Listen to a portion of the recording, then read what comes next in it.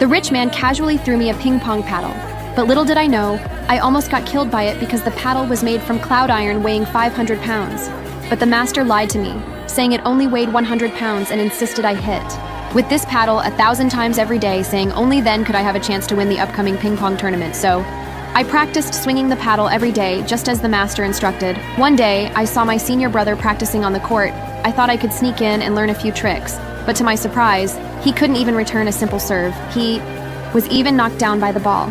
This piqued my interest. I couldn't believe there was a ball so hard to return. So when everyone left, I boldly pressed the switch for the Zhuanlong serve and picked up a paddle from the table. I got into position to return the ball. To my surprise, when I swung, I actually managed to return the ball. I thought it wasn't too difficult, but little did I know, this caught the coach's attention. I slammed the ball with all my strength and instantly, the entire wall collapsed. Everyone was shocked. Someone had actually returned the Zhuanlong serve. This serve is so fast that ordinary people can't even see the ball's shadow, and even a genius would only barely be able to return it. But not only did I return it, I also hit it with such force that it went straight into the wall. The coach realized something was off and immediately ordered for the ping pong god to be found. Little did they know the ping pong god they were looking for was me, but I was just an overlooked rural girl. The first round of the competition soon began. The rules were simple. Serve the ball with a paddle and knock down as many bottles as possible. The first up was the junior sister. She knocked down 6 bottles, which was considered a pass. Next was the senior brother. He tossed the ball up with his hand and hit it hard, knocking down 9 bottles, a solid performance. Then came the opponent's player.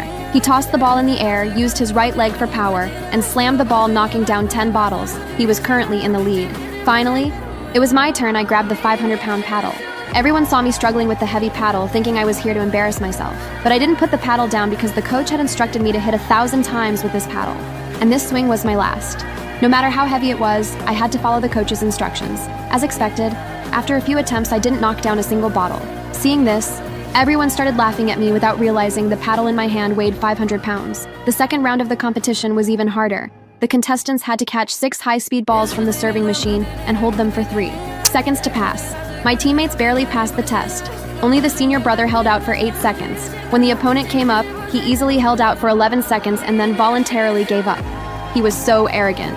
When it was my turn, I struggled just to get on the receiving platform. The referee immediately noticed my unusual paddle and, as expected, before I could even swing, I was struck by a high-speed ball and fell off the platform. Thankfully, the referee was quick enough to catch me. My performance led to laughter from the entire crowd. Not only did the opponents look down on me, but even my teammates were embarrassed by me.